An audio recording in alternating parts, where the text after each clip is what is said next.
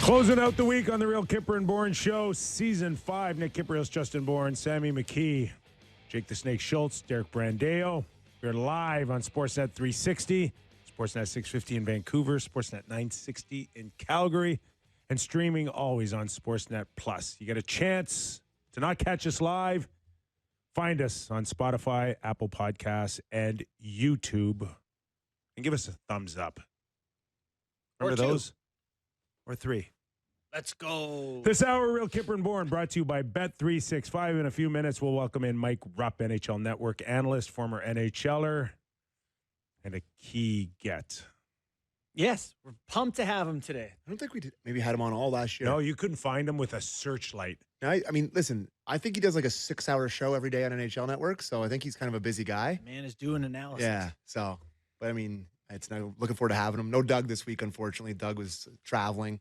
He got that Canadian Thanksgiving. It's the Canadian Thanksgiving. He's with his kid too. Yeah, I think he was going with him for some trip. Yeah, quality time. Yeah. We'll give him quality time. That's allowed. That's his payment. Quality time.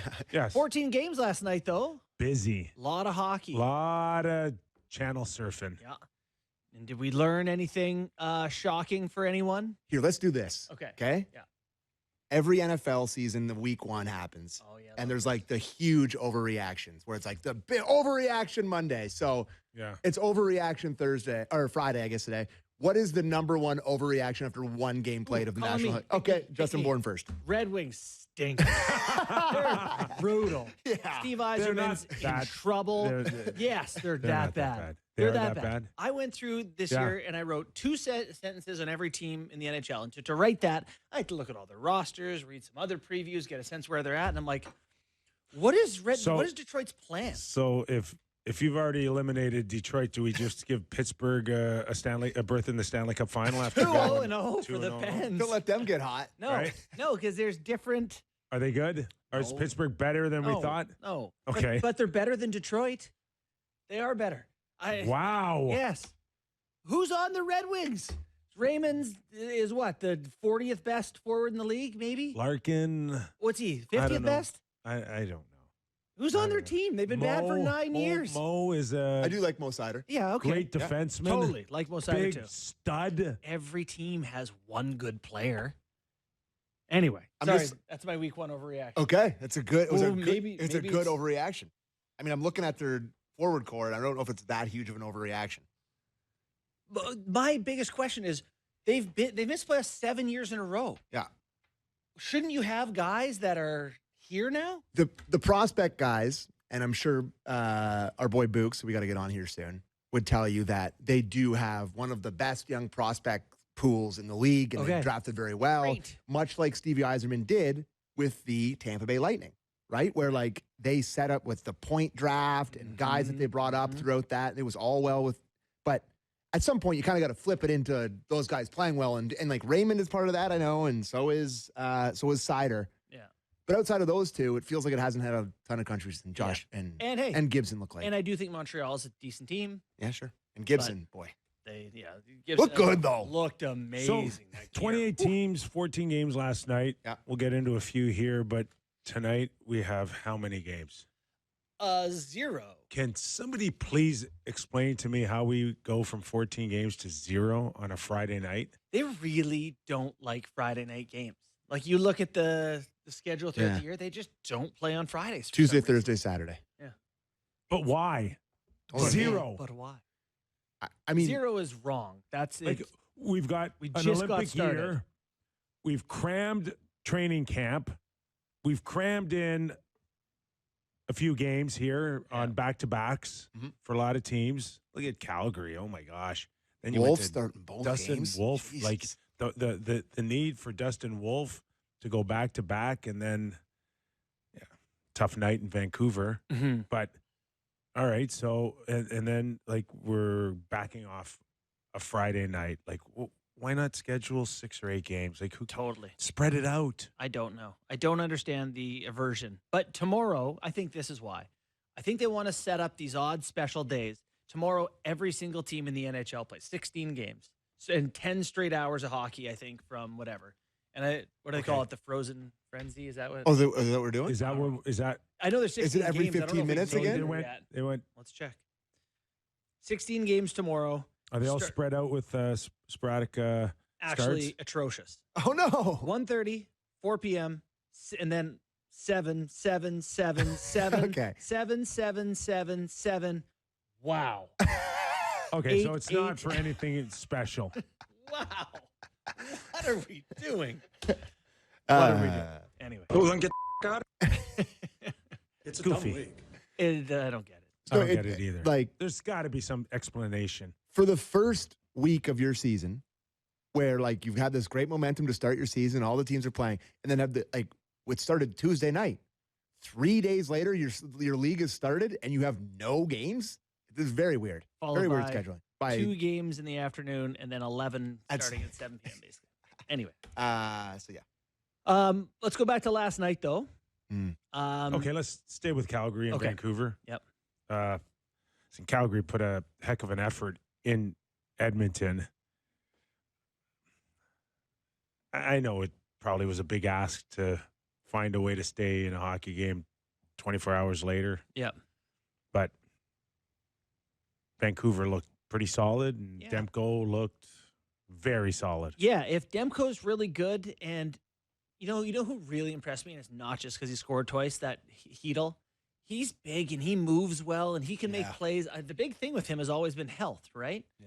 Like if he could put together a healthy season for them, give them a legitimate centerman, that would be wonderful. You know, I don't know how Petey's going to do this year or whatever, but that sure helps. Besser had a nice one. Couple greasy hits in that game. Yeah. Couple greasy. But neither of them were that bad. One went from a 5 to a 2. They both did. I don't know if did they officially both have 5s? I think they I think the Weaver hit Weegar hit on Pettersson was originally a 2. I can't remember. I could be wrong. But the other one went from an announcement of 5 to a video down to 2. Yeah. At the end of the day, I think they probably got both right. Yeah. I mean, there's shoulder contact. It's unfortunate distance from the boards for Pettersson in particular, but at least he wasn't hurt. Yeah, I thought they were both kind of turny hits, which I hate, where it's like, you got a guy kind of on your back, and I know it's a fast game out there, but exposing the back when a guy's about to hit you it's the most imperfect thing that they try to officiate in hockey, where it is a hit from behind, but there is some responsibility from the guy getting hit, but it's still kind of dirty. Like, it's a very gray area, and it felt like both of those hits were definitely back when I was a kid. There was a lot of emphasis on don't turn your back to someone coming to hit you. Yes. And then we put the stop signs on the jersey, and it became a force field, and it's like, can't hit me We're now. safe. Yeah. So Chunky's, was it Chunky Soup that sponsored them? I think it was Chunky Soup Stop, if I do remember correctly. Anyways, yeah. You're looking at me like I'm crazy. No. Yeah, you're doing okay. No. Okay. Yeah. And the other thing, too, is I think on the first one with Weegar, that Pettersson knew, like, he knew he was there. Yeah. You could see it. At the end of the day, he didn't get a chance to set his feet very well and fell off balance. And actually, he was very frank on where he thought the hit was. He totally exonerated McKenzie. He did. Yeah. Said, I got to be ready for that more. Yeah. Like his post-game comments were good. The one on Zary? Mm-hmm. Sorry. I say sorry. I think you can say either. Yeah. Say it fast and confident. Zary. No. Yeah. That one, I thought, he had less of an opportunity to know about his surroundings and seemed a little bit more on the numbers. Yep. I like that Zary, by the way. He's going to be a really good player. He's competitive as hell. But to your point, tough night for the Flames. The season just gets started and you go back to back. In Edmonton, in Vancouver. Yeah, division opponents, like that's a tough start. So speaking of tough starts, first impressions, Alex Nedeljkovic. Welcome to San Jose. Man. I think he's been pretty good, though.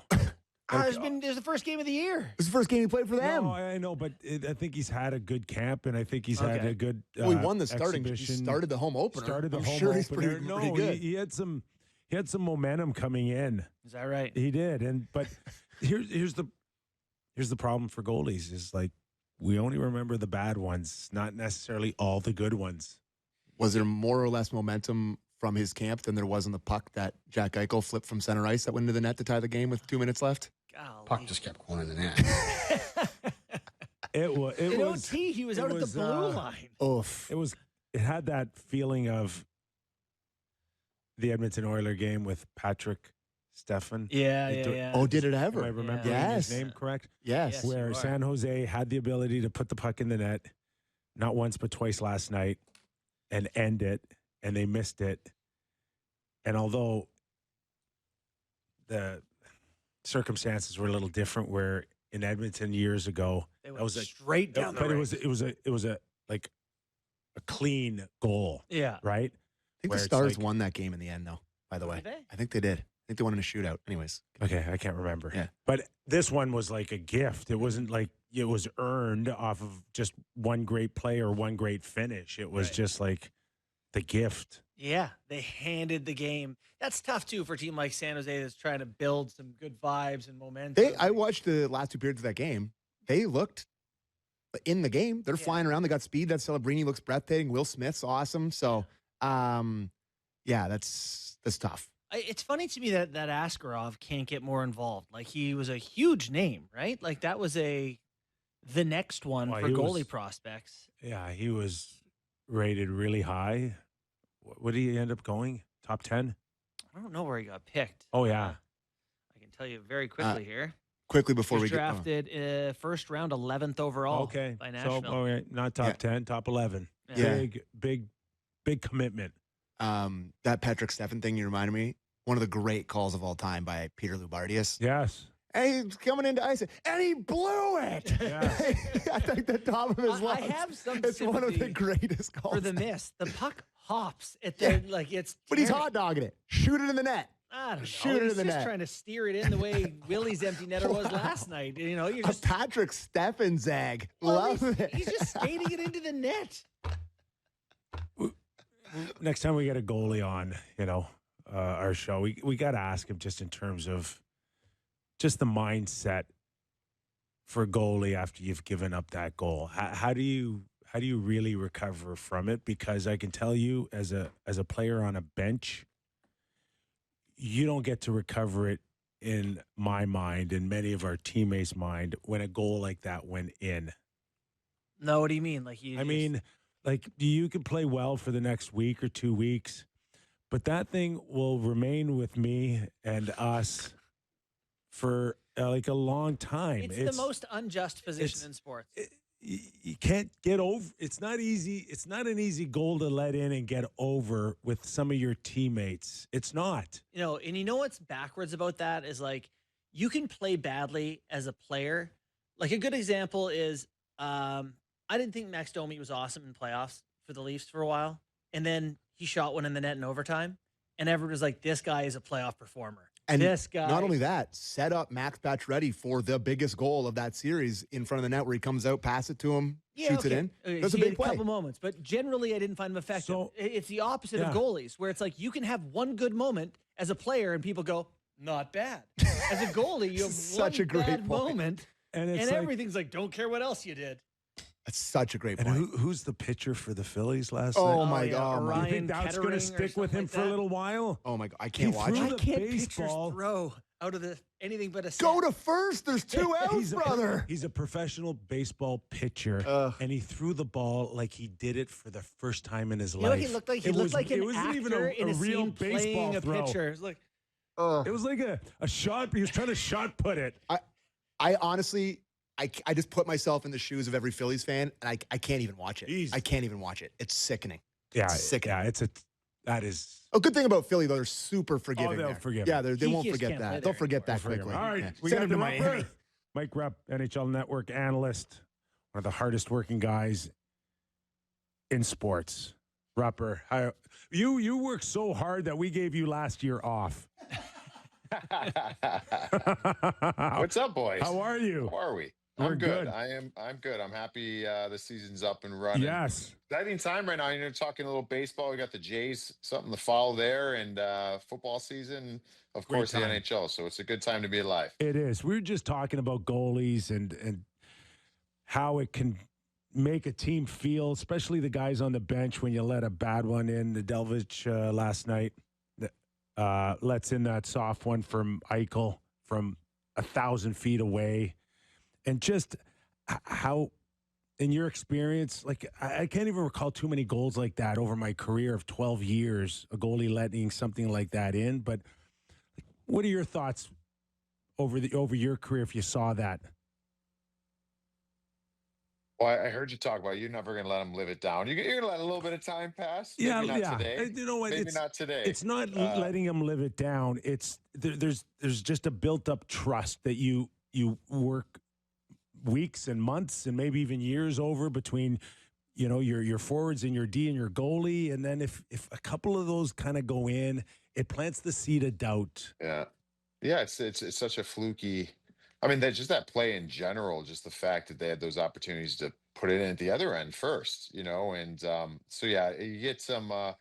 It's I don't know. I mean, I've certainly been in games where that has happened. I almost would rather a play like that than the wrist shot from the boards out at the blue line that's no screen and goes in. You know what I mean? Like this one, at least you could chalk it up and say, wow, what a crazy play. Like one's an actual hockey play going in from distance, or weak ones in that regard, or maybe a couple times of those. Those are the ones I would maybe lose trust in. That I actually don't think I would lose. I don't think you're thinking anything different. I'm letting a little bit of time pass because I'm sure he's embarrassed today that people are talking about it, but then I'm razzing him in practice. I think that's the best way of getting over it. And maybe the first shot. I find it so sensitive. I don't think I could rub that in anybody's face. Hey, you know what? Warm-ups, first shot in practice, I'm just doing high flipper from the red line. And just let all the just laugh it off. We got to work on it, obviously. I think the unspoken is what makes it awkward. Hey, man, listen, we're good. Let's laugh it off. But it was a tough one. And I hate that too. That's my boy from Cleveland, Alex Nedeljkovic, Browns fan. We share a lot in common. Yeah. And well, you probably, you got to really know the personality, right? Absolutely. So I know you're on the East Coast, and I'd love to get some thoughts on the Metro. I'm not sure where the Metro's at this year, so you got some Rangers ties there. What are your thoughts? New coach in New York, JT Miller is the captain. What are your thoughts on what the Rangers are going to be this year?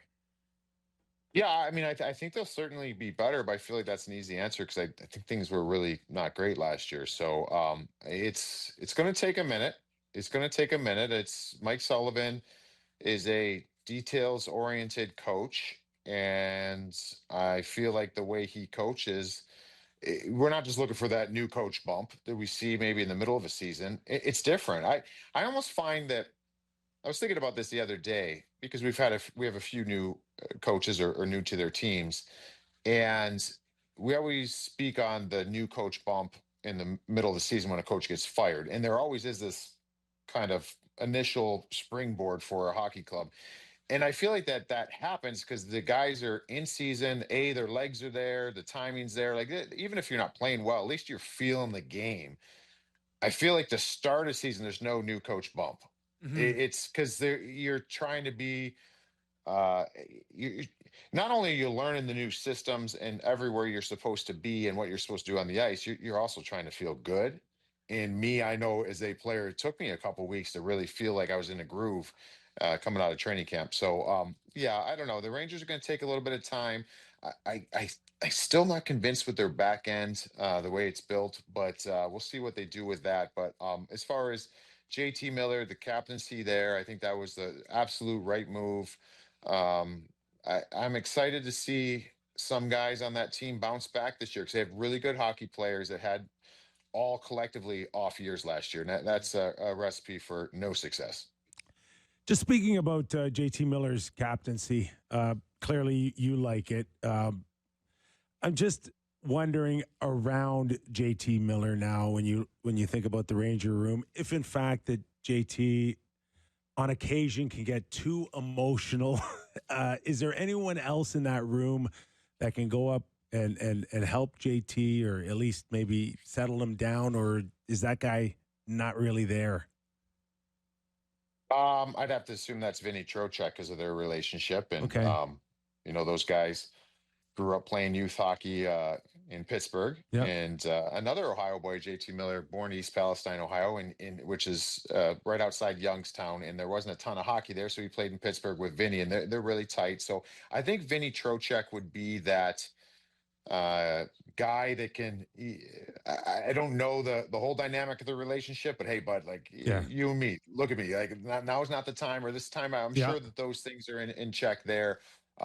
We've talked about it before. I feel like this is a team that needs a little bit of that. I'd much rather try to reel JT in than try to get reaction and get guys to step up in certain moments, whether it's emotionally or by gameplay. So, and Mike Sullivan's got a good grasp on him, having him at Four Nations and understands. I'm sure there's a lot of research done just from what happened last year as well. So yeah, no, it's a great question. I think Vinny Trocheck would probably have to be that guy for me. Yeah, what's the expression? Rather tame a tiger than paint stripes on a pussycat. I think that's the expression, something like that. That's better.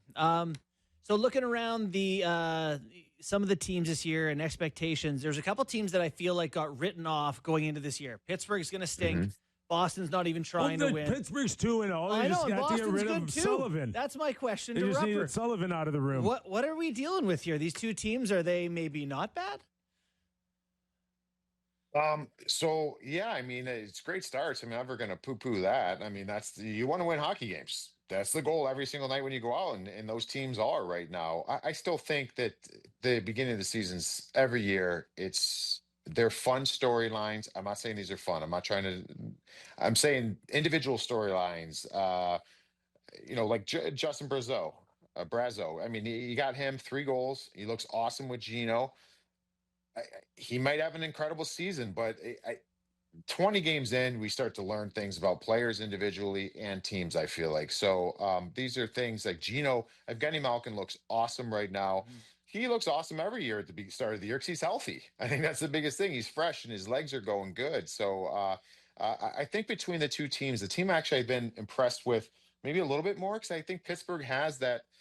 They have the skill. They have more than one guy. It's probably Boston. I'm actually pretty impressed with Boston. I think Boston's been fantastic, but I really believe I saw Cam Neely come out the other day and said they're going to be a tough out. And for me, that's sometimes just feels like what you're supposed to say when you're the head of an organization, but they actually might be a tough out this year. I think they might surprise some teams because they're kind of scrappy group there. So I love the storylines. But I'm not going to say that either of those teams are going to be playoff teams because I still probably feel pretty strongly they're not going to be. You're watching and listening to Stanley Cup champion Mike Rupp. Does a great job on NHL Network. Okay, Rupper, we've on occasion had a bit of a bold statement or comment on this show, but I rank yours right up there with this one on the Toronto Maple Leafs where they lost 100 points and 24-minute man in Mitch Marner. Yet you say that this is the best lineup they've had in a long time. Yeah. Yes. Where do you go? Like, where are your first thoughts on that? So when I say that is with the goal in mind of winning a Stanley Cup and not skill-wise. I mean, no, that's foolish. Are you saying I am not saying that they are a more talented team now than they were before Mitch ends up going to Vegas. But that's where maybe there's differences in opinions on what wins and what doesn't win in this league with fans even. Because fans are going to sit there and go, well, I want a more skilled. We are a better team. Yeah, you might be a better team. We've seen that here. That's been the story. There's never been a lack of talent. And we see that for a bunch of different teams. I actually think this year those points are going to be missed. I think Mitch makes you a better team on a night-to-night basis in the regular season. It's nothing to do with Mitch. Cutting Mitch out. They've built a better bottom 6. This is a bottom 6 now that I feel that can make a difference in the postseason. I think the Florida Panthers are a perfect example of the way they approach things. We use whatever term you want, greasier, grittier. We've seen Toronto get gritty before, but these are actual players who've had some success I feel in the playoffs, having big moments. They've got those guys. I don't think it has to be the big guys. I think they have a team now that has specific roles. Maybe that's a better way of putting it. Mm-hmm. And the game is changing a lot. And a lot of times we have players nowadays miscast where you're playing a player, maybe the bottom two lines are the farm club for the top two lines. That's not going to win in the playoffs. You have to have the players that think the game a certain way, playing particular roles, being able to sit there and maybe play 11 minutes a night, but be effective in those 11 minutes. They have guys that can do that. So that's what I meant by that. This is a team come playoff time. I think that you're not going to have to look at the same guys all the time. And I think it's a very well built, honestly, probably outside of Vegas for forward depth. I might like Toronto. They might be my second favorite forward depth team in the National Hockey League. And who knows? I might be dead wrong the way the season plays out. But I think Scotty Lawton getting more and more comfortable, having a full season. Nick Waugh, I think, is going to pan out really well. Dakota Joshua is an intriguing one to me. And you go on some of the bigger guys that they've had burst on the scene, maybe taking the next step. Matthew Nyes, Bobby McMahon, I've loved. So, yeah, I think this team's going to be a much more difficult out in the postseason. They might not have as much regular season success as far as point total, but they're closer to a Stanley Cup right now, I believe. You know, Rupper, these teams kind of take these steps in the rebuild to getting into playoffs with some consistency, and then the expectations change, right? For the Leafs, it's like, okay, how do we find that next level? Round 2 last year, how do you get farther? Watching some of these other teams, and I have in Montreal in mind right now, they've made this transition from the rebuild to a team that made the playoffs and kind of what's coming next. They play Detroit last night and win 5-1, a good showing there. There's rumors about Crosby this year, and people are like, what about Montreal? Maybe he'll go to Montreal. He loved them as a kid. I don't know. What are your thoughts on A, where the Canadians are at, and B, your boy Sidney Crosby, if he's going to go somewhere or not? Because that would be a match that Habs fans would love to hear. That would be incredible. I'll start with the first thing. Montreal was so fun to watch. What a special year last year was, and how special Nick Suzuki was down the stretch. I mean, I don't know where you guys are at on him, but I mean, I think he's an elite centerman in this league now. And I thought he was a very good one before, but what he did last year down the stretch, almost willing that team in some regards. There's that 2 games. I think it was like March. It was something like March 30th and April 1st, both against the Florida Panthers, home and home. And he basically willed them the 2 wins in their comeback fashion in the third period. It was all Nick Suzuki. And I loved it. But I love Lane Hudson's season. I just think that last year had something special to it that's going to be very hard to replicate. Mm-hmm. And I think they have question marks as far as it's almost the same thing that we were talking about before. You can't just slap talent and say it's going to work. Like now, all of a sudden, you're getting into a season where's Patrick Laine fit in to the scheme of winning on a night-to-night basis, or into the playoffs, or even Demidov, elite talent. I'm not sure how trustworthy defensive zone, which is fine if you're getting points, but you start looking at the lineup. I have some questions. I have some questions on the back end. I think this year, when expectations land, it changes a lot. Mm-hmm. And they were just fun to watch because it wasn't supposed to happen. Well, now everyone's crowning that it is supposed to happen. They've arrived in some regards. I'll be honest, boys, I think it's going to be a grind to make the playoffs for them this year. I don't know if they get in. I think if they do get in, it's because the Metro's a fairly weak division that maybe that only pumps out 3 teams to go into the playoffs. Right. They have a lot. It's all part of the growth for them. But I think they got to pump the brakes a little bit as far as some fans ready to say this team's there. I think you might get disappointed. Rupper, we just spoke moments ago about a crazy goal in San Jose last night. We saw another bizarre goal in Edmonton's opening game with Coleman poking a loose puck through Skinner's pads. Is this just shaping up to be another year where everybody questions the Edmonton Oilers goaltending, and the only way this thing gets addressed is either one of 2 ways? You get another goalie to step in, or Skinner wins a Stanley Cup, but where is this conversation headed in your eyes? It was brutal the other night because it's, that question's always going to be there, but you're hoping that it doesn't happen in game one. Yeah. You know what I mean? Like, let's everybody wants to get their feet wet and get into the season a little bit. And the way it happens, and I give him a ton of credit, the way he handles himself in the media, and he takes it, and I think he started his media scrum with, all right, let's just get it out of the way. I love this kid, and I think they love him. Loving him doesn't mean that he's the right guy to lead you to a Stanley Cup. And this is where it gets tough. It's like I root for him. I think he's a good goalie, but this storyline has been written since Stuart Skinner got in there, and it was written before him. It's always been that is what the storyline is going to be. If they don't win a Stanley Cup, that is what it's going to be about. We don't have the goaltending because they have all these other things in place in some regards. I still think there's room to get better on their player roster. But when you got Connor and Leon and they're able to just will this team to Stanley Cup finals 2 years in a row, it's like you're almost waiting for it to happen, man. I feel bad. I don't know. To answer your question, I think I can see an equation where Stuart Skinner is part of this solution, but I don't know if he is the solution. So what does that mean? Connor Ingram, about Ingram. Ingram's a fascinating one. I love the move because you're always going to be looking at it. I think it might be a long season of just always revisiting the goalie market. What's available?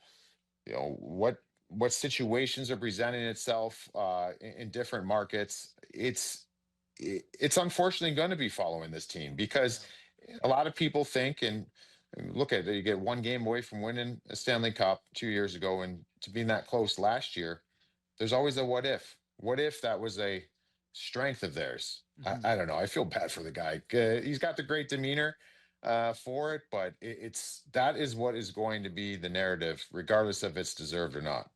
For sure it is. It's been funny watching what wins in the NHL lately. I wonder if you think the pendulum is swinging back towards toughness. You look at the Four Nations face-off, kicks off in such a competitive manner, and that's such a big part of a game between two highly skilled teams.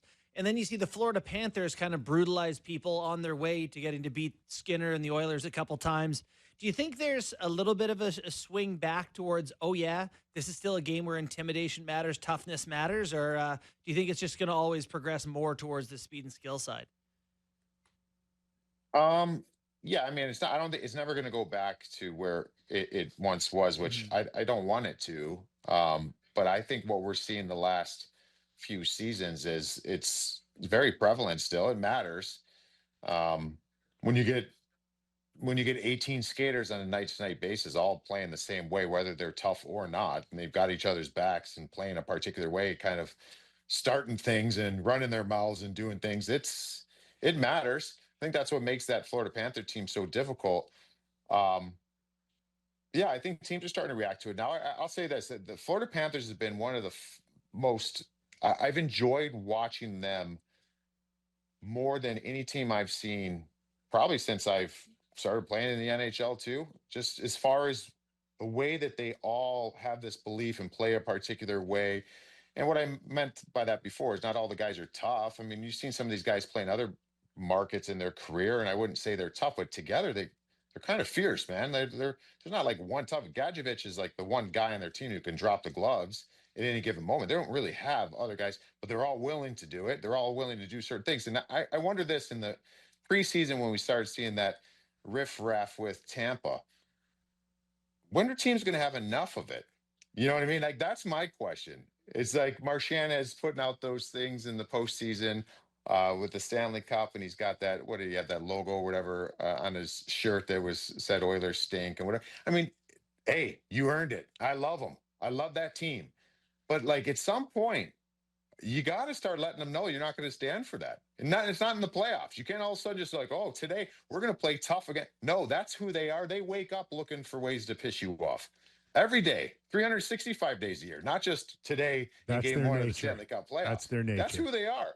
So my point is, I think other teams, they should have to run a gauntlet through 82 games because of, and almost have to pay for all the shenanigans they pulled last year.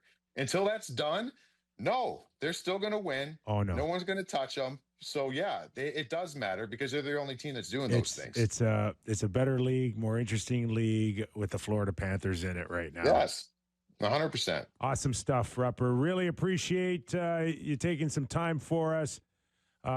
Definitely not a stranger on this show, man. Anytime, okay? Yes, I'll be ready to jump on anytime. And awesome. Boys, I hope your Jays get it done. I really do. There you go, Rupper. That is Mike Rupp. Unlike our Steve Alliquette, doesn't come on with the opposition cap on. I thought it was a fascinating, maybe difference between the teammates that you both guys were. What do you mean? Well, Kyper, I mean, you're like, I'll be afraid to talk to him after he let in a goal like that. And Rupper's like, I'd flip one in on him and be like, oh, you can save that one, can you? Like, I just thought it's like, there's different approaches to that. I thought that was fascinating. Been on occasion to be accused of not being the most sensitive person. No. Nick Kyprios? Just stop it. No Stop way. that right now.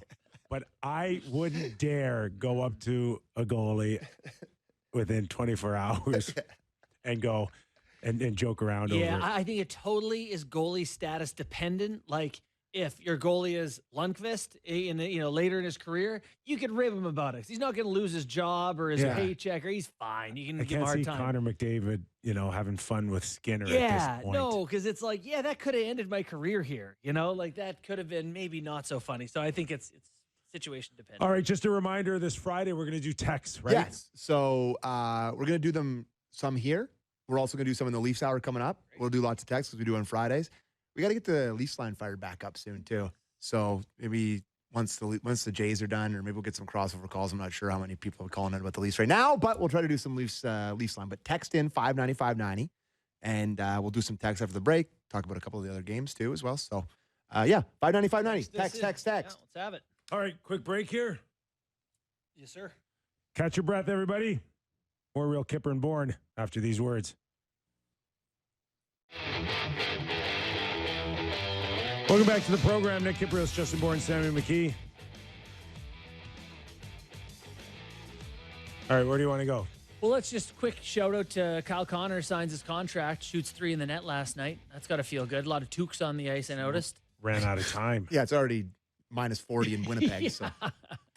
They did run out of time. Probably a little disappointing that they couldn't get the win, but And then Taves playing a pretty good team. Yeah. Rantanen starts the game off exactly where he left off in the playoffs, just scoring points. Immediately one of the best contracts in the league. It's actually funny looking back at that whole Colorado Rantanen stuff and then how the market shifted immediately after he signed. Mistake. And now it's like, oh. You had to pay Necas $11.5. Yeah. Yeah. You know what? They're going to end up, if they sign Necas, they're going to have to give him what they weren't willing to pay Rantanen. No, they can't. They can't. They cannot. Whatever they offered Rantanen, they have to be under it by a nickel. They cannot. They can't give him the same money they tried to give. It's a lot of numbers to try to think out in my brain. Yeah. If they said to Rantanen, we'll give you 11.5. There's a real belief that the $6 million player last year is now the $8 million player, and the 8's the 10, and the 10 is 12. Necas ain't $12 million player. He is not. The market could get him that, though, if he chooses to walk from whatever he thinks is a low ball offer from Colorado. Yesterday's price is not today's price. That's truer words. They got to trade him then, right? This is the Carolina that saw this coming. Carolina was like, we're not paying Necas for 8 years. That kind of money. I was watching Kyle. But he's going to score 80 points playing with McKinnon. Yeah, it is. 80 points is in the ballpark between 10 and 12. You know why? Because he can keep up. Yeah. He flies. Flies. He flies. Kyle Connor just always reminds me. Remember when they scratched him in the final of the Four Nations face-off? What a bad mistake that was. They did? Yes. Hey. For Chris Kreider. No. Yeah. And Brock Nelson. For for Tkachuk. Oh, right. And then Tkachuk played 5 minutes. 4. Yeah. 4 plus. Classic. That was the decision. That was the decision. Yeah. Oh, but at least it didn't come down to a tight game where they could have used a goal. Holy smokes. Thank God. Olympics is going to be fun. Tex? Hold on. One thing we should note as well. I got my buddy who's a Sens fan telling me going into this year, Shane Pinto. Look at Shane Pinto's going to have a year. Pinto last night, 2 goals and an assist. Game winner. Really nice Preseason, wins. he was lighting it up. Beat the Leafs in that preseason game, right? Yeah. He was one who barbecued Matthews. Twice, 2 goal deficits. In Tampa Bay. This Ottawa team, pretty good. I'm like that D a lot. Starting to believe that the shine is off Vasilevsky. Yeah. Like, this is just, it's at some point. These type of games last night, he just shuts it down, have been very noticeable over the last year. You know when it started? 14 months. Yeah. These playoffs. When they beat him in 6 games. It started with whatever back issue he had. Which started in that series, and then he had that big surgery, and he missed a bunch of time, and he's never been the same. Boys, his career numbers are baffling. And then he had a year where he was 900, and then came back last year to 921 again. Yeah. But if he's starting he's not, okay, numbers aside, he just, those type of games were automatic for him to close out. Totally. And they're not anymore. Nope. And I have it totally on, he's just not that healthy. Yeah. That he's not or feeling. He's older.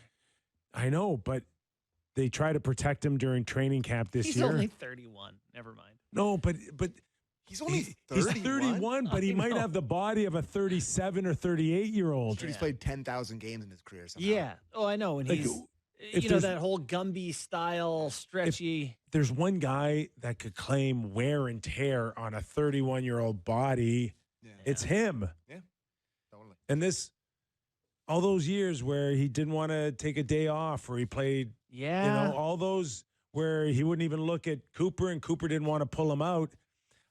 They might be paying the price for it now, today. He's played 540 NHL games now. That's a lot of hockey in an era where you only play 50, 60 a year. And those big men to get up and down. Playoffs excluded from that number. And he played a ton of playoff games. Yeah. Big men getting up and down. 6'4", 230. Anyways, we'll keep an eye on that because that'd be, a lot of teams in the Atlantic got the ears perked up like, oh, Vasilevsky not good. That would be nice. Too bad Bobrovsky still exists. He does. And he doesn't age. He's only gotten better with age. Like, even last night, Florida just shuts it right down. Got to tell you, didn't catch a ton of that one. I think the Flyers are going to reek and Panthers going to be pretty good. Not a lot to glean out of that one. No. But it's like a playoff game for them last night to just need the one goal, and they got it, and then just shut it down. Yeah, Marchand, a floater from distance. Just going through last night a little bit. Isles Schaefer starts, plays 17 minutes, gets an assist. Yeah. They lose, unfortunately, but decent start from the kid. Thought that was good. The Wild absolutely beat the brakes off the Blues. Yeah, and I had the Blues. Parade is off in downtown St. Louis. Matt Boldy's a star. Yeah, he's a star. He's going to be so good for the States. Yeah, that one was as stinky for St. Louis as Detroit's. But it happens. Good teams have bad games. Canes look good. A couple here. First one is Sammy. Love you guys. Always going to get on with that. Is the Leafs hour always going to be in the second half going forward this year? No. And I thought I would answer that question now. Okay. Because people are asking. I've got a lot of those DMs. It is not going to be like this forever. We're just kind of in a holding pattern as far as the Jays go. To get it as close to prime time as we can. Once the Jays are done, in early November after winning their third World Series championship. Yeah. Once that's on done, the backs of, we'll go back to 4 to 6. We'll go back to 4 to 6 Eastern, and the Leafs hour will be in the 4 o'clock hour again, and the national hour will be from 5 to 6. So just right now, we're just so we can pump out the 2 hours that everybody was desperate for when we were only doing an hour. We're doing it this way. I don't need to explain the workings of radio, but that's that. Tom in Niagara Falls. It would be great if the Major Leagues of Baseball would have teams follow the NHL tradition of shaking hands at the end of a series. Your thoughts? Totally. Why not? What's to lose? It's an amazing tradition and means a lot, and it's cool to respect your opponent. Love it. And then Vladdy would just be going through going, "Da Yankees." Okay, him and Ortiz. Ortiz was Amazing. some of the best TV. And it was even great theater because like Jeter and A-Rod kind of played along with it. Okay, Like, what a panel. But for the first two, they were like laughing, and then by the last one, they were like, "Okay, How many times like, are you gonna do holy." That does a panel get any bigger than that? The best players ever. Pretty star-studded. You know? It is a truly incredible panel, and they have pretty good chats. Oh my too. God. It's like almost the same as when you guys do Elise Regional. It's like pretty much the same amount. Exactly the same. Yeah. No, that is a different level. Wow. Yeah, that was awesome TV. Yeah. What did you guys think of Taves' debut? You know, I think he legitimately gets a pass and gets some time here Yeah. to kind of find Little his runway. pace a little bit. and Can had a he great play? chance. Can he play 18, 20 minutes a night? I don't know, man. Seems I like a lot to think ask. if they're going to win the Stanley Cup, After all these years, I think he's got to be a 17-plus guy. you do. Yeah, I do. Right? 'Cause I don't think he can do it. Maybe he can't. What did he play last night? I think he played a lot. You know, they are without Lowry, who's a key centerman for Yeah. them. That's one sort of thing. I think Well, they're without 18-19 Perfetti. last night. That's a lot. That's quite a But bit. you know what? You make a good point with Lowry. It'll come down. Mhm.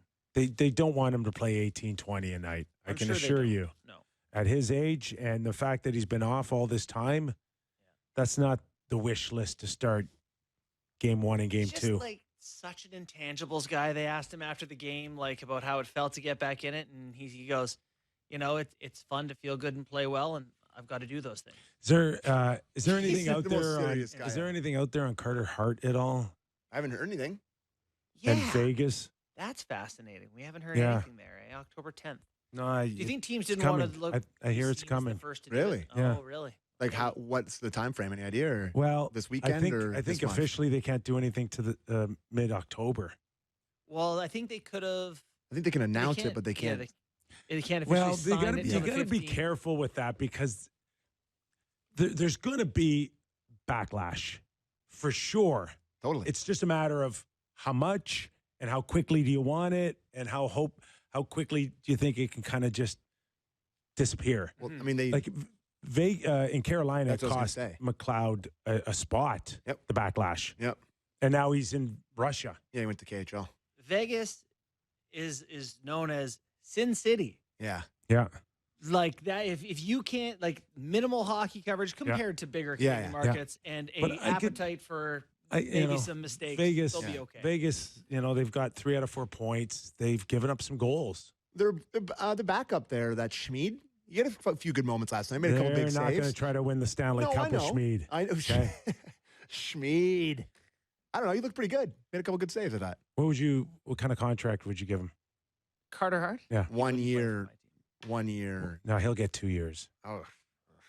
I'd like to see him 10 the 2 goal. years, I've heard people say makes sense because you give them the chance to play, and then you can re-up after the Yeah. first year. Yeah. Right? Yeah, If it that's works fair. out, if you Yeah. want. I could see 2 years, $2 million. Yeah. Per? Or Per, or per. or like so 2 years, 4 million total? I could see that. Like I said to you guys yesterday, Allie, my wife was at the Sharks game. They gave away a bobblehead for the opening night, and it's Will Smith and Macklin Celebrini in hotel beds, like side by side. It's the bobblehead.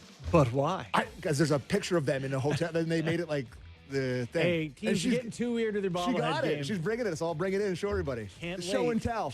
Isn't that weird? Super weird. Just do them playing hockey. Pick one, then do the other. Yeah, it's Anyway. very weird. Anyway. Our thanks to Mike Rupp from the NHL Network for joining us. We still got an hour to go here, folks. Don't go away. Text, Gord text. Stellick will text, join text. us, and Sammy wants your texts in the second hour. Plenty more still on the Real Kyper and Bourne Show. Do not go away.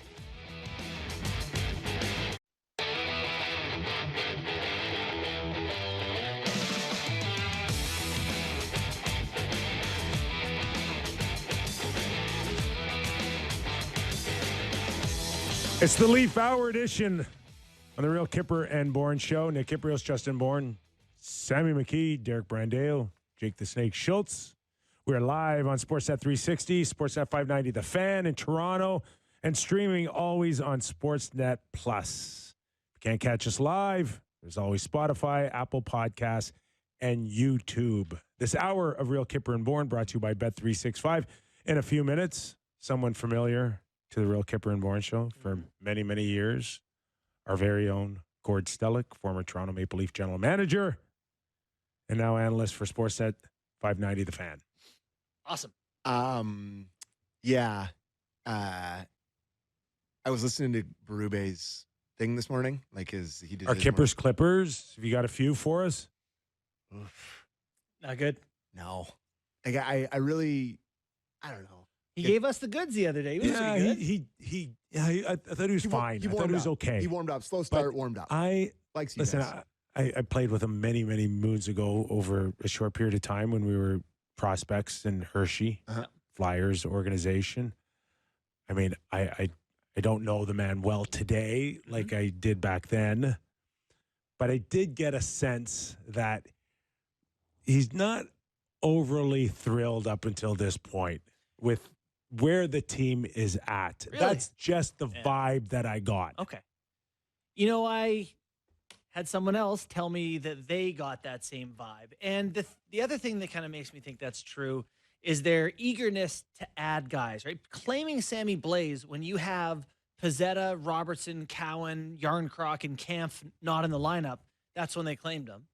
You know, clearly they're still not happy with the depth guys. It's crazy. The other thing that stood out for me, stood out for me when we talked to him is that I said there's a clump of guys, you know, in that range of 10 to 12, 10 to 13 minutes, like who can jump up. And he gave me Easton Cowan. Yeah. So I think as a coach, he's been around long enough where I'm not suggesting he's fixed-minded, but sometimes they just slot you in where they think you're in, and you cannot go to any other level, nor do they envision you going to any other level. And I'm not saying that's the case for Nicholas Waugh or Joshua or any of them, but I just get the sense that he thinks he knows what they are and what they can give, and then it's like, you know, where do you go now for another 18-minute guy consistently? I'd argue they've got a couple things wrong. One of them is, you know, Kampf being relegated to a non-NHLer at 28 years old. We've seen him be a good NHLer, and they didn't use him as one. They don't value him. No. Which I disagree with, too. Yeah, McMahon was a healthy scratch to start last year, and he kind of defied where they saw him, right? He climbed up and got himself into the mix, but they didn't think he was much of a guy. So it happens, right, where they just sort of decide, nah. And I hope that's not happening to Waugh here, who's looking like, you know, played 13, 14 minutes. He's a better player than that, I think. But will, like, be the first guy you go to on a third line. It's going to be like Yarncroc's going to be the first guy they move up. I was thinking about, and I know you guys laugh at this and whatever, but like, and I've said this as well, but it's crazy that Nick Robertson can't get a shift in the top six. I'm just looking at the Not a shift. The way they distributed is what I'm trying to say. The ice time, like one forward over 20. It was Matthews played 20-31. Nyes played 19-30. William, but like it's 17, 15, 14, 13, 12, 12, 12, 11, and then it's Nick Robertson last 10-40 for ice time. They have three guys, I guess, that they're comfortable playing up in that 18, 19, 20-minute range, and it's Nyes, Matthews, and Nylander. And then Tavares is just under that at 17. Let me ask you a question. But there is something to that. Like, I think Tavares will go up. If they have more power plays, he'll get up higher in that range. But it's an interesting thought. Okay. I can save the question for Gord or ask it now. Okay. Just what do you think Easton Cowan is as a 26-year-old in this league? What is he? I think he's a top six player. Like to me, I wrote an article today that to me he's Yanni Gord with a bit more offensive upside. Gord was small, competitive, 25 goals, 55 points. I said, more offensive upside. Better. So maybe he's a but 7. Gord's Yanni Gord is a third, second and a half, third line So with guy. more offensive upside, Cowan is a second line center, 75 points. I think he could. Even better than that? I think he could. Yeah. 30 and 50 for 80? I don't want to say like a superstar, but he's going to be a very good top 6 forward in the National Hockey League. Okay. But it may take a little time here. Yes. There's a maturity level, mentally, physically, emotionally. Doesn't look like it's this year. But my point was Gord was a 26-year-old rookie. It's gotten better over last year. Yes. It's getting steadily better. But just not there to be a guy that you can count on now. Correct. I don't know what happens in March or April, but right now, not right now. All right, let's welcome him in. The man, the myth, the legend. He's wonderful. He's talented. Put your hands together for the lovely Gord Stellick. Gordy, welcome back, brother. It is great to be back. So I love to talk about fourth lines and seventh defensemen and third goaltenders. It's great. Well, that's why we picked you. Oh, okay, great. So I think Easton Cowan reminds me of a young Gord Stellick with Slonico Coiffure and the 5-2 hat trick, in the hat trick and a 5-2 win over Scott's Chicken Villa. That's what he kind of reminds me of. So not Yanni Gord, a young Gord Stellick.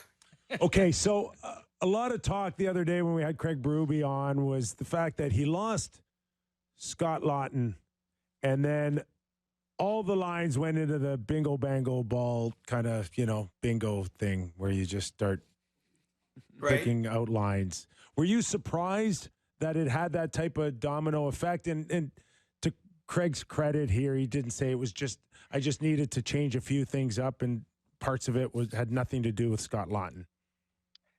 Yeah, no, not surprised by anything right now. I mean, you look at it, first of all, on the high end, you don't have Mitch Marner, so you're trying to figure out how the fit is with the Elite 3 and the Elite 6. Scott Laughton's a guy that they were making an effort to find a spot where he could succeed, right? Because you gave up a first-round pick.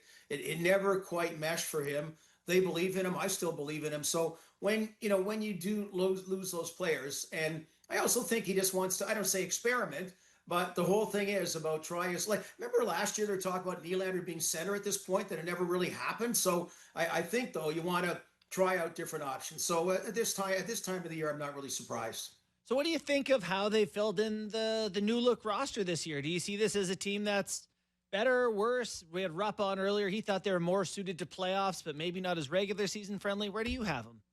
So the team toughness part, which I think Tampa Bay showed the Florida Panthers. So everybody, if you're going to play the Florida Panthers, they're the epitome of team toughness, and everyone's got to up that. And we saw it firsthand in the playoffs against them. And that doesn't mean Ryan Reeves or Wayne Simmons or Matt Martin. It means team toughness. And so I like those components that they've added.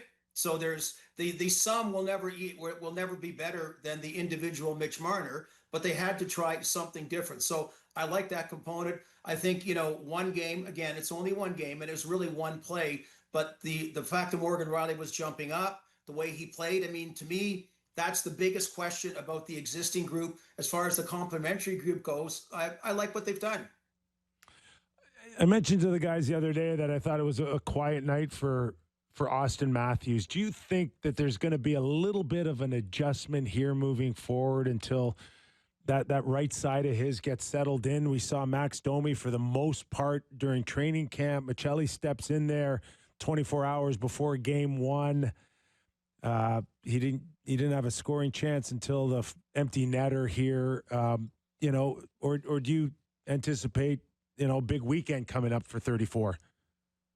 So the weird thing, Kippy, and Justin, is, I mean, I guess they don't owe it to you to tell you what the injury actually was, but usually at the end of the season, everything comes clean. So, I don't, is he going to have this mystery injury again? I don't know. I'm very bullish and big on Austin Matthews.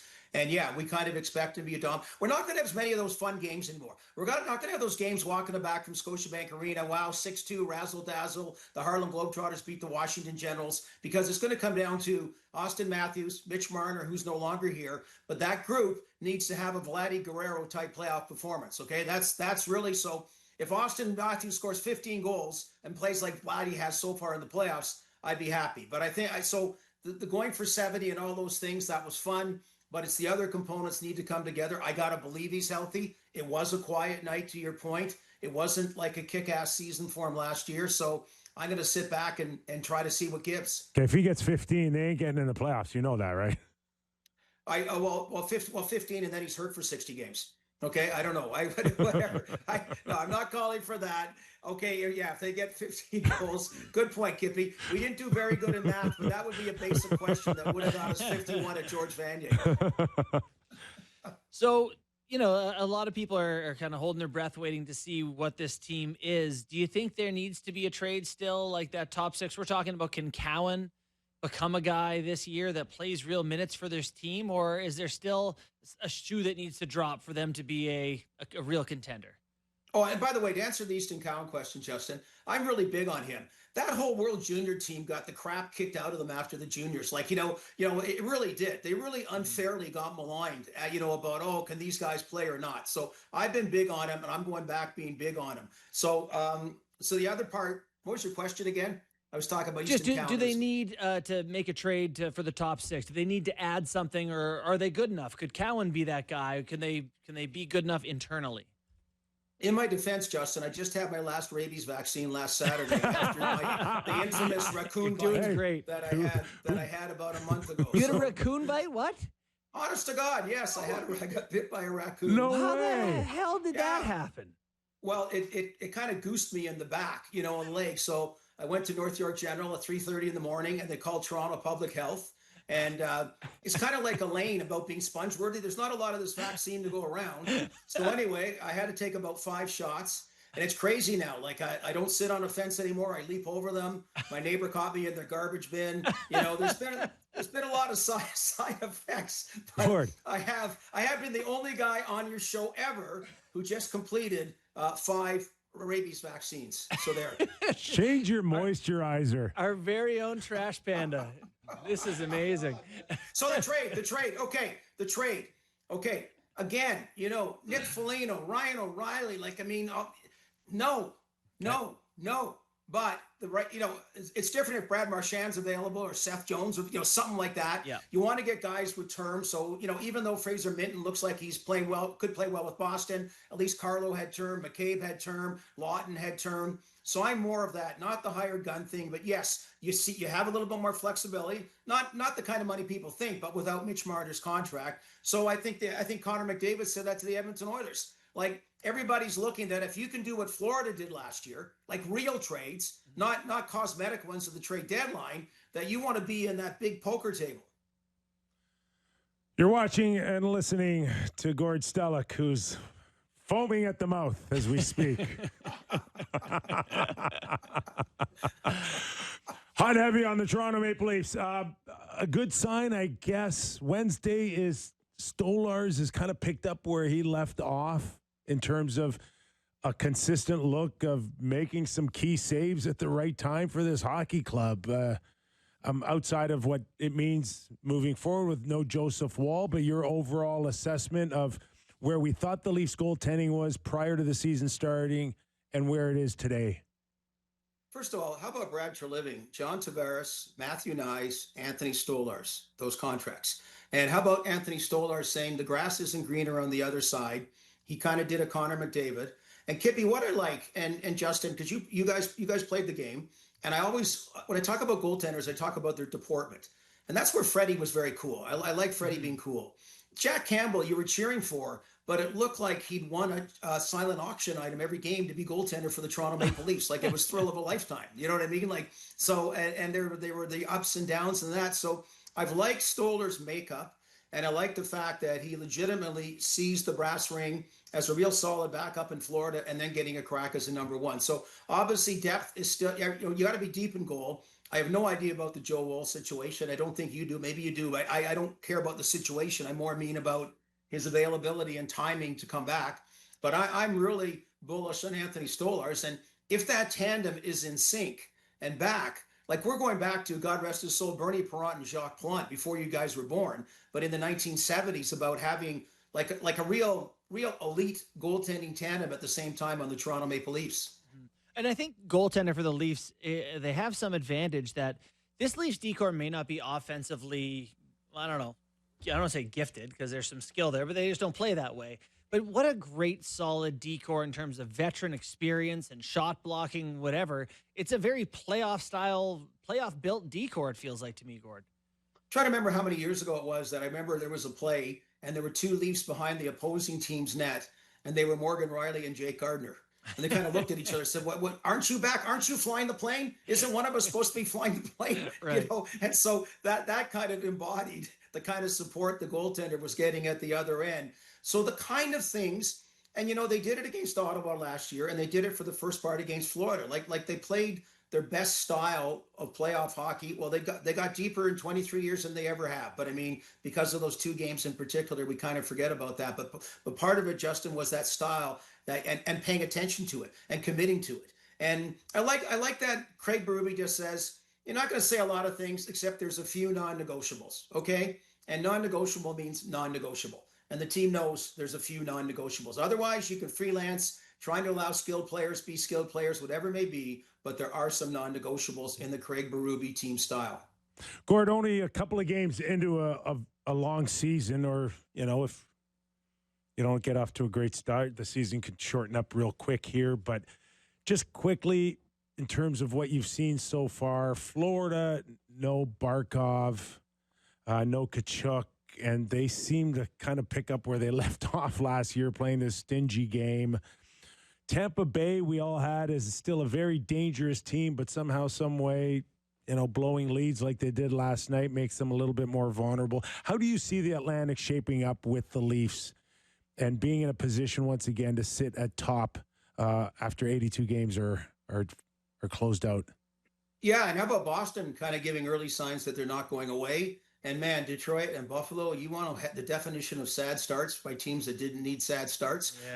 Yeah. But on the flip side, like last year, I thought coming first was really important. And I'm not saying it's not important this year. I thought it was to prove something, to do something, to get home ice advantage, which until those final two games, they kind of did use to their advantage. So I'm a little bit about, okay, it's going to come down to game number 83, more so for Florida. If they don't have Barkov, man, oh man, that guy blanketing whoever your best player is and still getting some offense, that's going to be a big loss. But I'm the Atlantic, man. I'm like, first of all, way better than the Metropolitan. There'll be 5 teams that come out of it. I thought at the end of last year, the Tampa Bay Lightning were the best team the last 20 games. I thought the first 60 games, it was the Toronto Maple Leafs. And then when the playoffs rolled around, the Florida Panthers said, okay, move away, guys, move away. It is us once again. And they steamrolled over everybody. So they're not going to do it for 82 games. Okay. But if they're going to do that in the playoffs again, I think Tampa Bay gave an early indication with those 2 exhibition games that, okay, we're going to give a little bit steam back.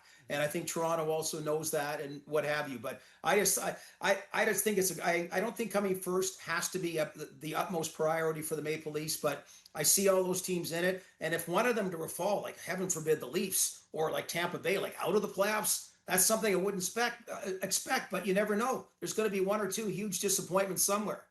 Totally.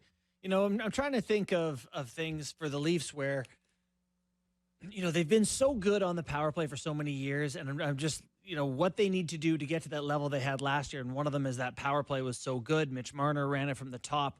Gord, I don't know how you feel about putting Morgan Riley back up there, or if you'd like to see them try another 5-forward power play, whether it's Matthews or Nylander up top. What are your thoughts about how they can get back to being a real threatening power play? I would like to see them try Morgan Riley again. Yeah. And and you're right. I mean, Mitch Marner, what have you? But you're giving Matthew Nyes and others a chance to play a more significant role. So again, the sum maybe being better than some of the individual parts is what we're looking at. It is weird, Justin, because they've had times where that power play seems to be clicking at like a 95% efficiency, and then it's clicking at 9.5% efficiency for the next month. So there's been that lack of consistency. So And too much pressure is put on the assistant coaches, but in the case of Mark Savard or whomever, they know the players. He certainly knew what to do on a power play, and he's had a year to get his feet wet, and now some different players there, and I'm confident it's something that should be a power asset for them. Did the shorthanded goal Montreal scored in the opener caused probably Berube to not be in a good enough or a great mood, moving forward here. I mean, it was an ugly shorthanded goal to give up. Yeah. So Kippy, again, at the end, the key was, to their point, they get shorthanded goal is a big momentum killer. And I remember when I used to, I know they have the stats for it, but when I was doing, stats before, I would keep it. And when you scored a shorthanded goal, you were something like 11-0-3 or something, or 7-0-2. Like, it really is a momentum changer. But the key was they found a way to win the game. They found a way to win the game at the end of it. They were behind. They gave up that momentum shorthanded goal. It wasn't like the prettiest of wins. The 2 empty net goals kind of inflated the score, but they found a way to win. But those kind of things are the kind of things that have to happen on a less of a scale, that kind of momentum changer in the regular season, because you had a few of them against Florida in the playoffs that all of a sudden swung the series. It was a couple of little moments that all of a sudden flipped the series in the Florida Panthers' favor. Okay, just your assessment so far. We had Mike Rupp on in the first hour talking about the Leafs and what the things that he likes moving forward for them. And they kind of went around the different faces here. So give us an early kind of thought on Michelli, Dakota, Nick Waugh, and what you've seen so far. Okay, I don't count the exhibition games. And so, none of them I'm going to look at as the steal of the year. But I've liked the makeup, what I've seen on the ice. What I like the best is, like last year, the New York Rangers had a lot of white noise. Okay, and then they never got going. The Boston Bruins started the season with Jeremy Swayman, Jim Montgomery in doubt, Brad Marchand's contract. They fell out of the playoffs. Every year the Maple Leafs had Mitch Marner's contract, Austin Matthews' contract, William Nylander's contract. Oh my God, it's Doobie's last year. He doesn't, oh my goodness, you're going to lose the general manager. Like every year we had this crisis for 82 games. We had too much white noise, and we've got no white noise. And that's the part I like the best. Awesome stuff, Gordo. Just to close out our segment, I just want you to know that raccoons can bite when they feel threatened, cornered, or during a feeding interaction. Were you chomping down on a Dante's Fiesta when this happened?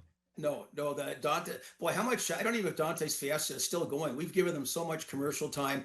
I was at the cricket. It came up on the patio on the cricket club. And actually, it was a baby raccoon. That's why it was scared. It didn't have its mom.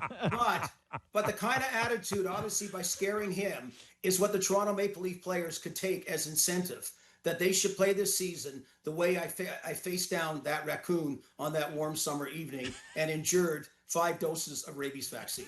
That's a great life lesson for them. Really good one to end us on a Friday. Gordo, thanks for doing this, pal.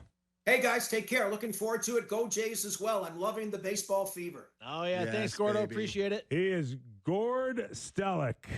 Only one of a kind. I live near. Although Brother Bob's pretty close. Okay.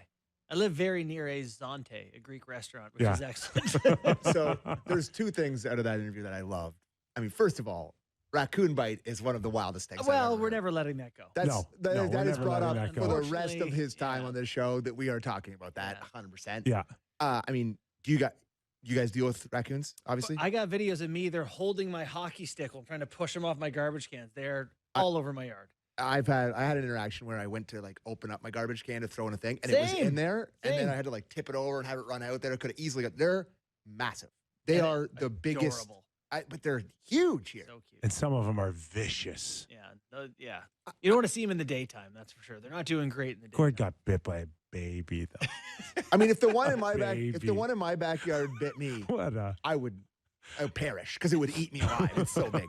The second thing he said, I love that last thing he said about how it doesn't feel like an all or nothing year because of there's not a big time free agent on the way out. Dubas isn't on this last stand or whatever. It does have a bit of a feel of that. Does that? So you're okay if this is year 1 of something towards getting the team in year 2 or 3 ready for another run. That's a fair pushback, and I don't know. I don't know how to answer that question, but you know what I mean. It doesn't feel like we're going into this year. It's the last season of X, right? Yeah, I get. See, I do feel like in many ways it could be the last of what. Well, I don't know what. I don't know what a disappointing season does for Brad Treliving or Craig Berube or just the makeup of the team. If in fact, does you feel comfortable that if it is somewhat of a disappointing season, Brad Treliving gets to keep going on here? Yeah. Yeah, probably. Well, lose in the first round. Well, that's old hat around here. He's fine if that happens. Do you really believe that? I do. Yeah, don't you? You do. He's only had a couple of seasons here. You're going to get rid of him and bring in another new guy to start it all over again? I don't know. Yeah, I think that's a possibility. Well, they gave Dubas 7 first-round exits before they got rid of him. That was not Keith Pelly who said we're just not here to sell jerseys. Yeah, until they kind of were. Until they were like, oh, but how about the new captain jersey? Austin Matthews, available at Real Sports. I like. And unity. Can I just listen? We're just speaking over the course of this season here and how you feel about, are they already in year one of a reset?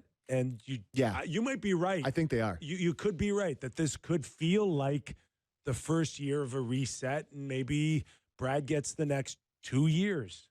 Tough to imagine what that means, though. Reset typically means you sell assets, acquire younger, or picks or. But this is all this. Correct me if I'm wrong. I mean, they're now going by this is the biggest team in the NHL. Mm-hmm. Yeah, But are they one of the oldest teams in the NHL? No, but they're not far off. They're there's 10 teams older than them, but they're maybe 22nd. Maybe 5 or 6. Yeah, that's old. Yeah, they're older. They're definitely older. They're old. Totally. Well, that's what happens when you trade every pick for 5 years. So how does one of the older teams in the National Hockey League now get 2 or 3 years moving it's not forward? happening. Like Tanev has a 6-year deal. He's in year 2 of. Yeah. Riley has a 7-year deal. He's in year 3 of. Or 2, Tavares just signed a 4-year deal. Your old guys are here. McCabe signed a 5 or 6-year deal. You're going to be older, in some spots. And I don't think it helps to get randomly younger in others. Yeah. It's okay to be older. Just not old. Right? Well, just not old. You just can't be like, oh, that guy's washed. You just can't be washed old. Yeah, that's fair. But I think it's a little bit refreshing to not have the start of every season be like, this is the last stand. Mm-hmm. Where we talked about Marner. I hope it's more fun. Well, Nylander. just the mere fact it just feels a little less toxic is what I'm getting at. It does feel that way because for years everybody's saying blow up one of Marner, Matthews, Nylander, or Tavares, and Correct. now one of them's gone, Yeah. and that alone makes it feel like it's different, mm-hmm. And maybe just no matter how you feel about Mitch, it's a different coat of paint. Yeah, yep, and that in itself makes it feel rather different. It's almost like you had to throw the Hordes some red meat here. Like everyone was clawing for so long. Mm-hmm. Top, the core 4 doesn't work. Like you just anything here. Key right? 3. We're at the point where we don't care what name gets plucked. We just make it one. You can't keep doing this. And someone went, never ran. Okay. So as Mitch and the president went, and everybody's like, okay, we can give this a chance. Well, we'll give it, a year. We got what we wanted, so let's pretend to enjoy it, whether it's working or not. We'll give it October at least. Yeah. I mean, we're one game in here, and they won. So plenty of reason for people to feel good right now. And the good news is they got Detroit the next 2 games. Who I opened the show by saying. Yeah, so you've got them 3-0 to start the season. I do. Yeah. Me too. But, I mean, you lose to bad teams. That happens. But you just like to – I am curious why Easton Cowan is not playing because Detroit to me is the perfect time to play. Let's do game time, and then we'll take a break, and then we'll have that conversation a little bit more, and then we'll do some text as well. Let me get my sheet here because I've only read this 100 times. I bet you our listeners could do it. Yeah, probably. It's game time, presented by Bet365. Visit the app for latest odds and see why it's never ordinary at Bet365. Must be 19 plus, Ontario only. Please play responsibly. So we are a hockey show. And I would do some hockey stuff for tonight, but unfortunately, there is no hockey.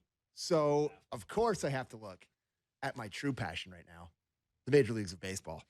And tonight is Game 5 of the American League Division Series. The Detroit Tigers are traveling to Seattle to take on the Mariners. How did Seattle, at the trade deadline, they got everybody. It was unbelievable. But the Tigers tonight, in Seattle, are favored And for one reason only, because they have the Haas on the mound. They got Tarek Skubal going tonight, who is an absolute stud. Minus 120 on the money line for the Detroit Tigers. The Seattle Mariners are plus 100. I think there's been a lot of conversation about who the Jays would rather play. I think the Tigers are an easy answer. The Mariners sneaky own the Jays. The big dumper, he's really good against the Jays. Their pitchers are good against the Jays. Easier travel. I think you want the Tigers. So maybe a little happiness hedge with plus money with the Mariners, who are plus 100 tonight. So it's going to be fun. I can't wait. And I guess I don't have to watch any hockey tonight, so I'll just go straight into the baseball. So there you go. You watch Raleigh hit that the homer to the guy wearing his dump here 61, and then takes his shirt off. He's got a 62 shirt. And did you see that he went down into the locker room? They got a picture with it. That's awesome. What was the tweet that you retweeted where they put all the relievers on the mound? Yeah. Oh, the Jays bullpen day? Wasn't that cool? Yeah. And that gave you an idea of all the different angles of the pitch coming into the plate. Yeah. It was incredible. It was really cool. It was legitimately 8 unique, like an octopus. Very, very cool. I mean, you have to give Jays credit for that. Like, everybody was kind of like bullpen day, but it kept the Yankees off balance all night. Maybe you said this yesterday, but no one saw the same pitcher twice. I think all the Yankees, every at-bat, saw a different pitcher. Really? Yeah. And they had a different guy to face the middle of the order every time. Like, Judge wasn't seen. I thought it was great, which the thing that scares me is that, like, that worked great. Let's do it again. Put a fourth starter for the. We'll see if Bassett's on the CS roster. Maybe some Bo Bichette action on the CS roster. We'll see. That would be nice. We'll see. Anyways, that was Game Time presented by Bet365. Visit the app for latest odds and see why it's never ordinary at Bet365. Must be 19 plus. Ontario only. Please play responsibly. All right, we'll take a quick break here, and when we return, we'll get to your texts. Text. 590-590. 590-590. Anything you want. It's Friday. Who knows? Give us your best Dougie Mack impression in a text. Who knows where this segment's going next. So don't go away. Real Kyper and Bourne after these words. It's Friday, which means we've got 12 more minutes. Wow, 17, 18. But who's counting? I've got 12. You got 17. You can tell you're punting when I'm out of gas. When we get to 350, you're out. All right. I can handle that. I mean, long weekend for us.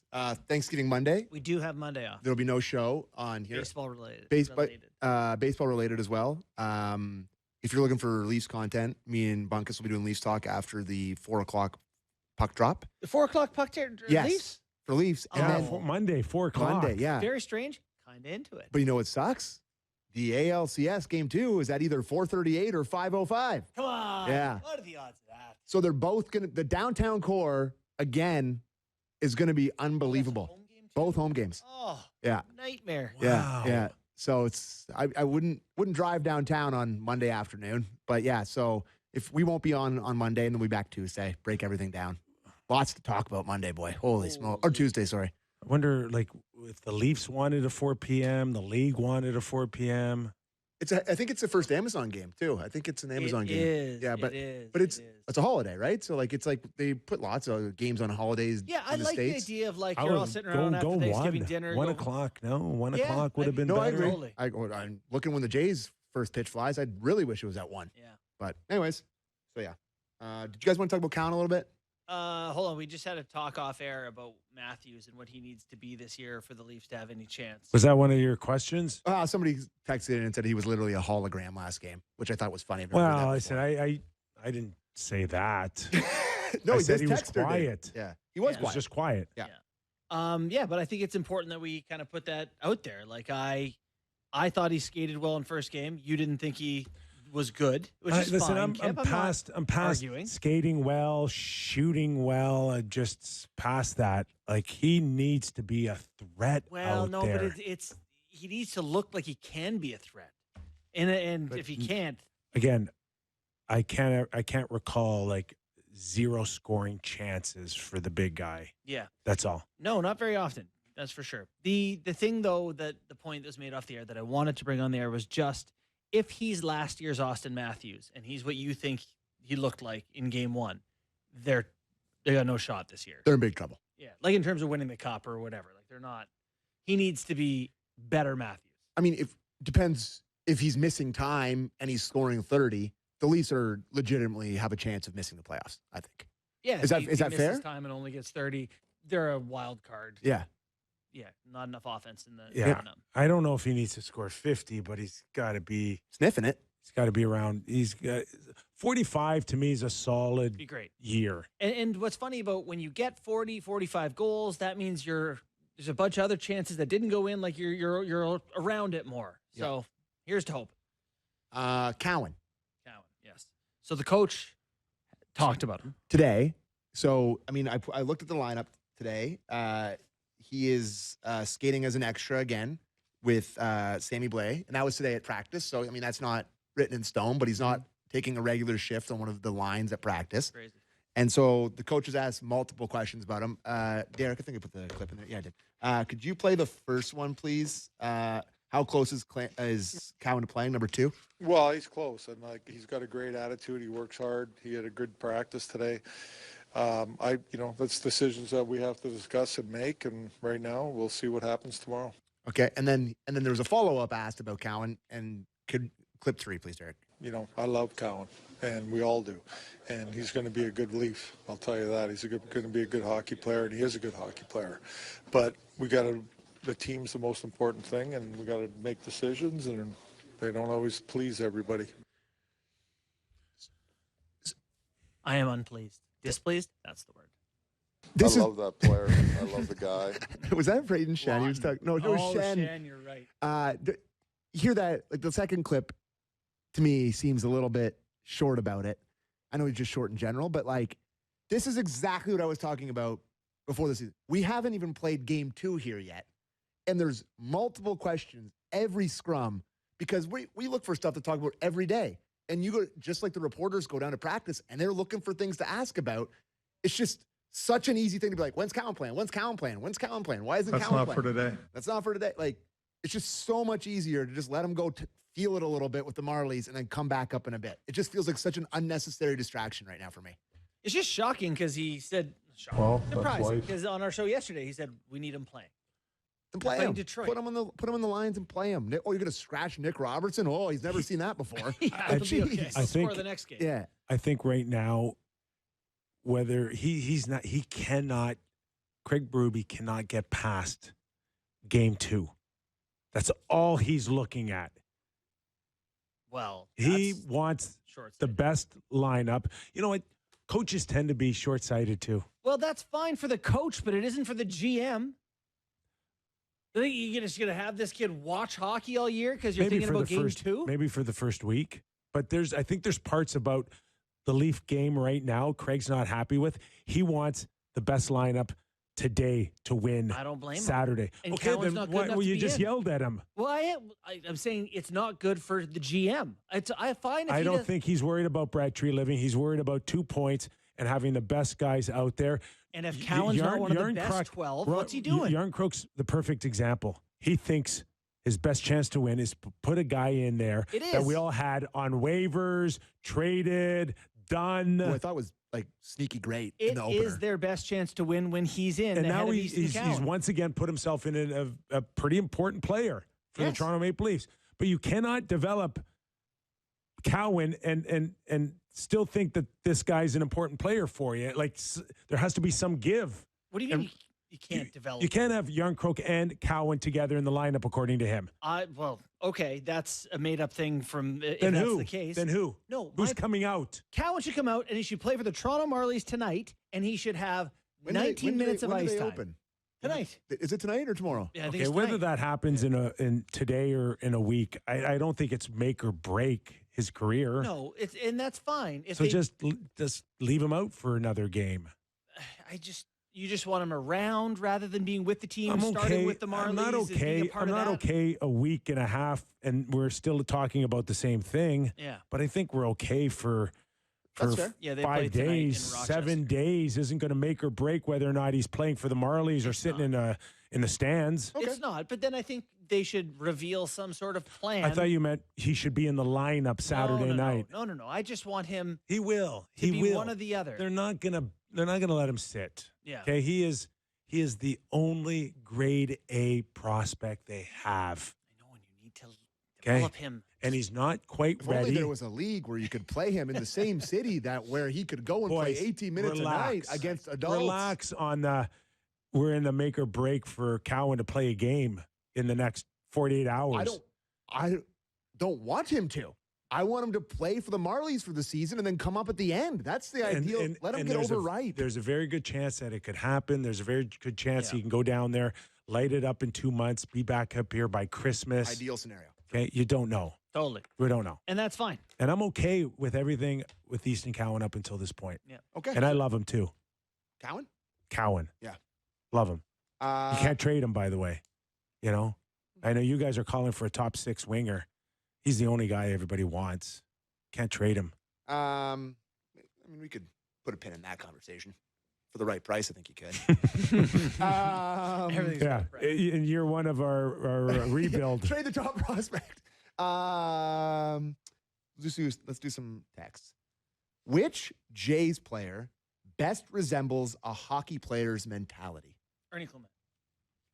Easiest answer ever? Because that was what I said. It was either Lucas or Clement for me. Because Lucas stayed in the minors, grinded it out, got people called him up over That's top what you of him. have to do. Yeah, Humble. and it comes through in the right spot.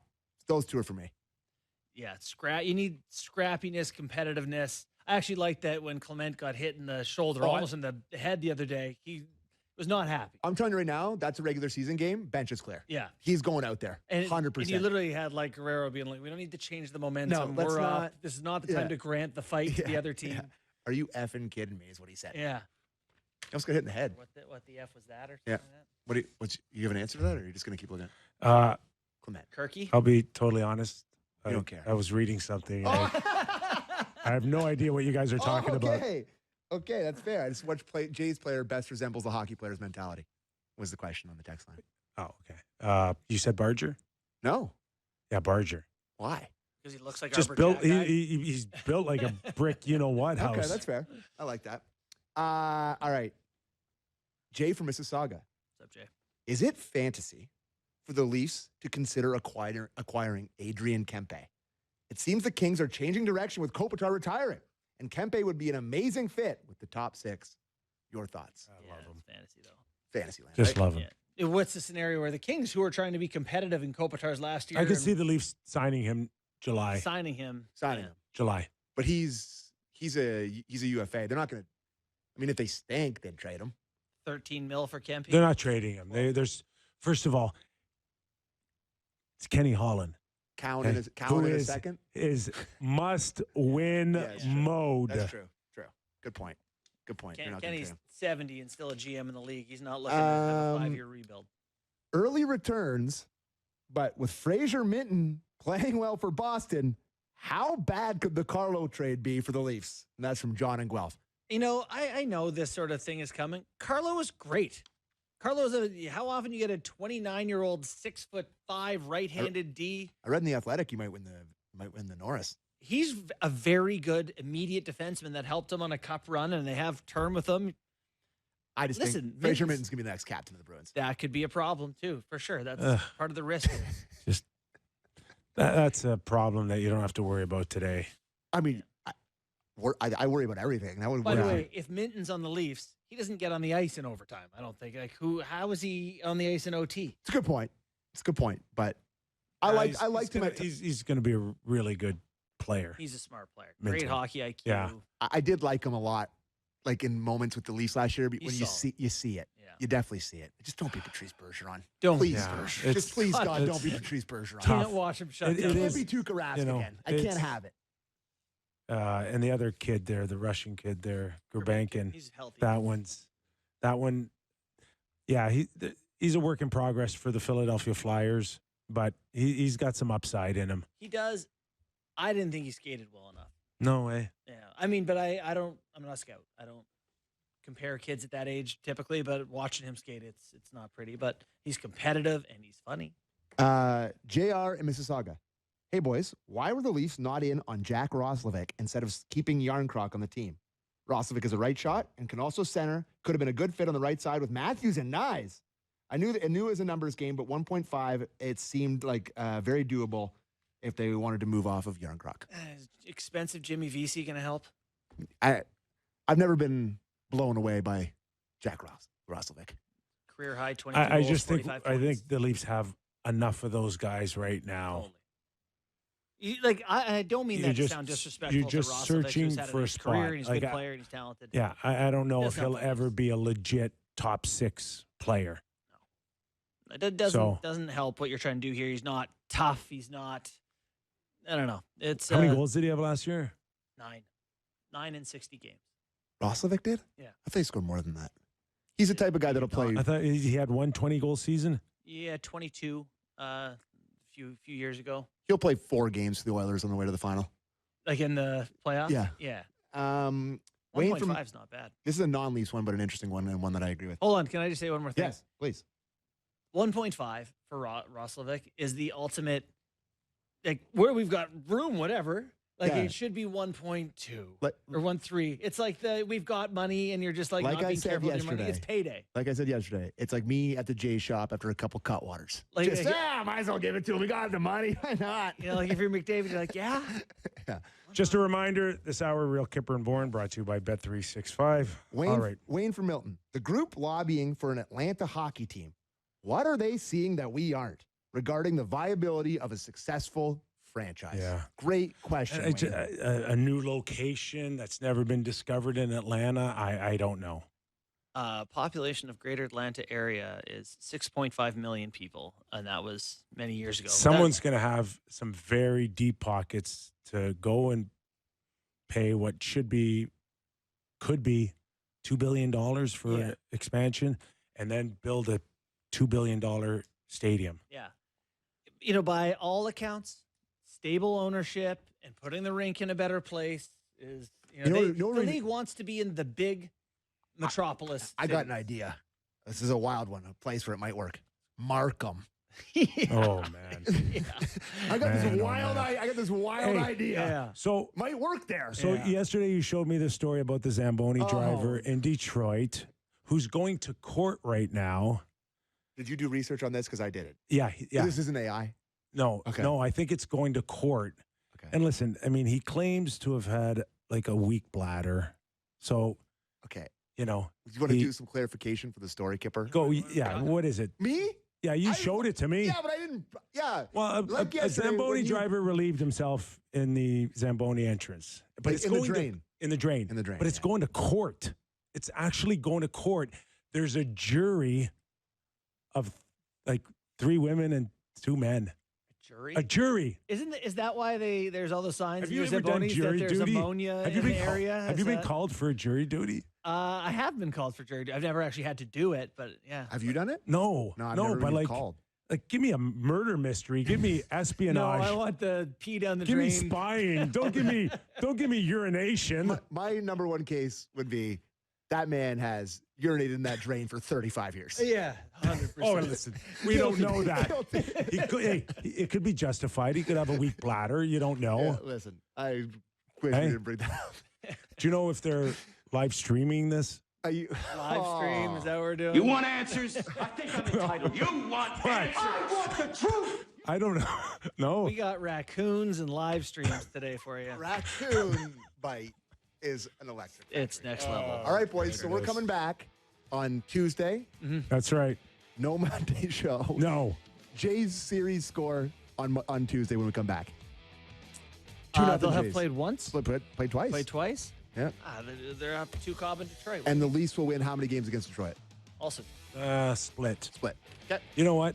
Detroit's going to come really hard at the Leafs Saturday night. The Red Wings are going to have a push. They're going to be ready because they were embarrassed. Yeah. Okay. Our thanks to Mike Rupp in the first hour, NHL Network. And Gord Stellick, who's always fun on the show. And we wish him a speedy recovery off of his little baby raccoon bite. Oh, my God. Thanks, Gordo. Thanks to all of you. Thanks for watching. Thanks for listening.